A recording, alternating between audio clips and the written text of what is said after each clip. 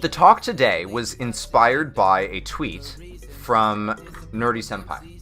Nerdy Senpai is a great streamer. If y'all have not checked her out, please go check her out. Nerdy Senpai. She is not only absolutely beautiful, but a fantastic content creator, really cares deeply about her work, really comes up with like really great innovative ideas. She's a fantastic streamer.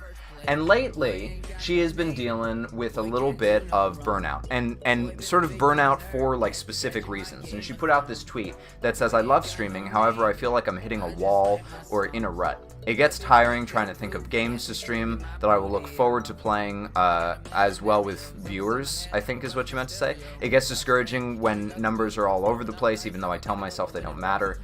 It is tough sometimes to not feel like certain stream metrics are a measure of my success or worth as a streamer. And yes, this is a hobby for me and not my career, but I still want to continue to grow the community and feel like I'm doing well. Anyway, please give tips or advice."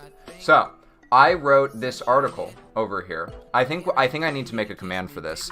Command add command numbers. I took the tweet and I deconstructed it a little bit, and I went into detail about exactly how I think that you can combat these different things. So it gets tiring trying to think of games. So this first part, a lot of new content creators think that the game that you play is really important, and it's a logical assumption, because Twitch is basically a spreadsheet organized by game on Twitch.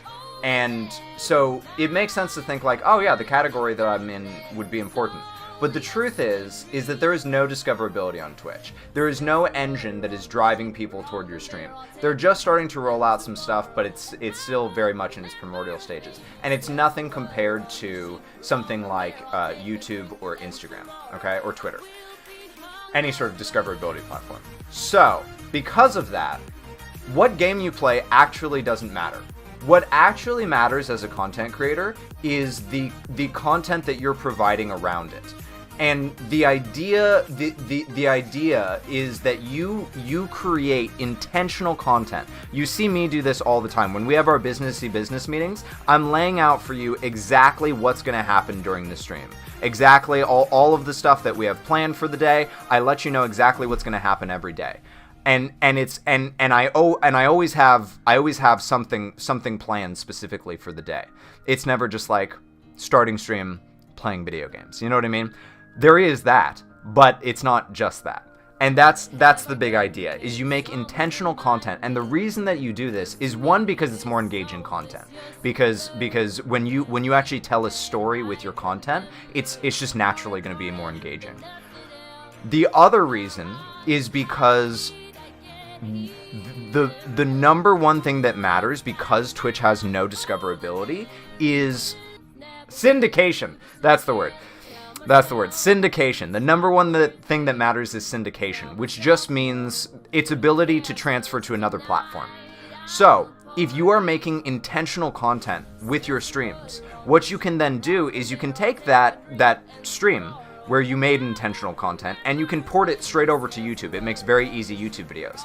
And then you don't have to take the time recording separate YouTube videos and spending all that time on a YouTube, separate on a YouTube.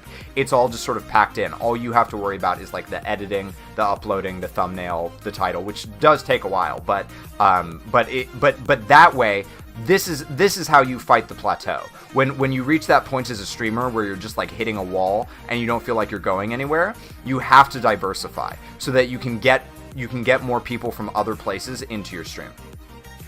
So that's the first part. The second part is, Nerdy says, it gets discouraging when numbers are all over the place, even though I tell myself they don't matter. So there's two solutions to this. The first one that a lot of successful streamers do, Devin Nash does this, Code Miko does this, Myth does this, is just to not look at your numbers. And this is one of the few areas where I disagree with Devin Nash. I do think that it is something that you can do, and it will help. If you just cannot get over the numbers, then it's probably better that you just don't look at them. So that way, no matter what the numbers are, you're still putting out the best possible show you can, right?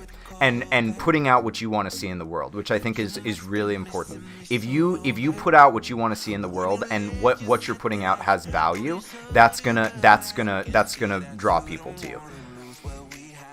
But I think that the better option is to change your relationship with the numbers. I think that just not looking at the numbers is like suppressing your feelings, right? Just like not looking at your feelings. I think that the better option is to change your relationship with the numbers.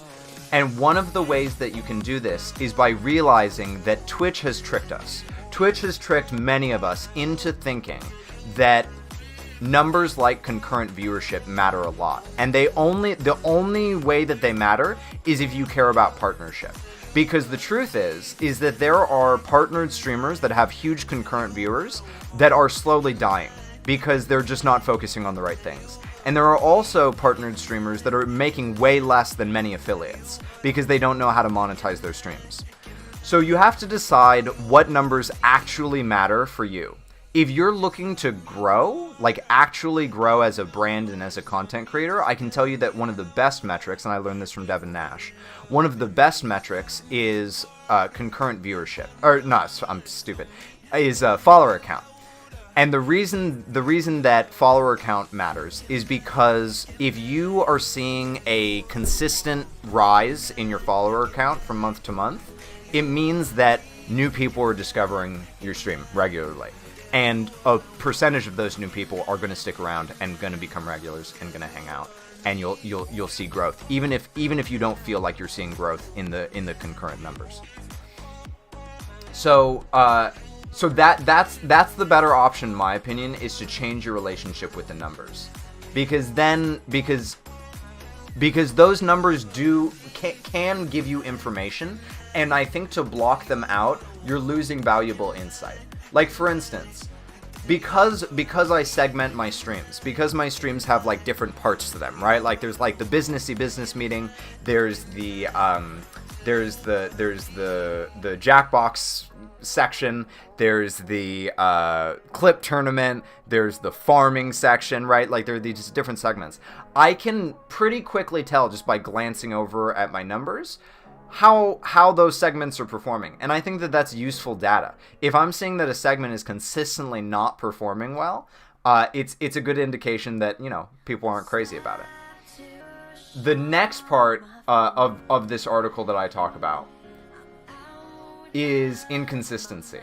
And inconsistency is really, really hard because it's just part of the nature of content creation.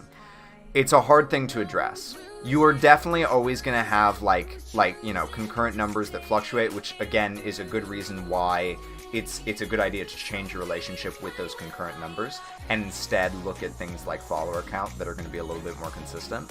But even monetarily, that is one of the hardest parts about having content creation as a career, is that monetarily it's going to fluctuate all over the place. And again, Twitch has tricked us. When they released gift subs and bits, everyone was like, "Oh, this is great! This is amazing!" And there are definitely advantages to these things. And I would never admonish them. I'm infinitely grateful for all the types of monetary support that the community provides.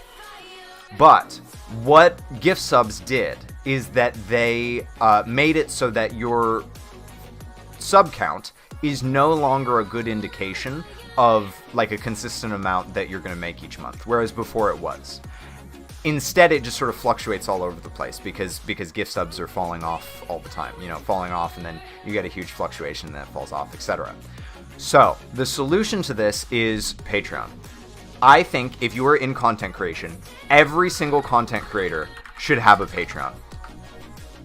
No exception. The only exception is if you're like a charity streamer and you don't make any money off of your stream. Then obviously it doesn't make sense to have a Patreon. But if you are making a living as a content creator, or if you ever want to make a living as a content creator, I think that every single content creator should have a Patreon.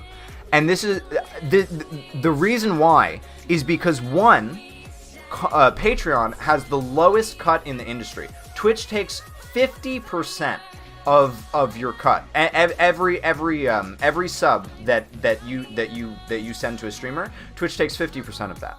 Patreon takes like 12%, like 8 to 12%.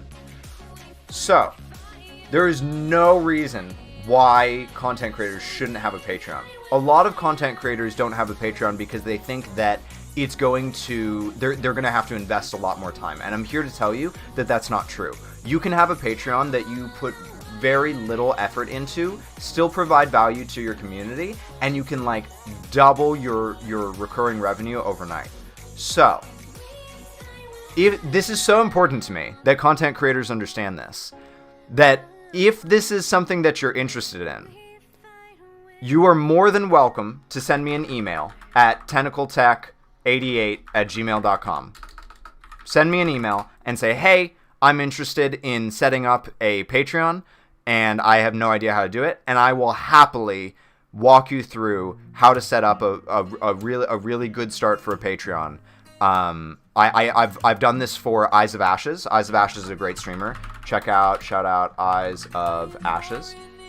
She's a great streamer. I helped her set up her Patreon, and her Patreon just recently reached 40 patrons. She is doing fantastically. She's killing it, absolutely killing it. So yeah, so if this is something that you're interested in, please by all means send me an email, and no charge. Like I wanna provide value in this way. That's my talk.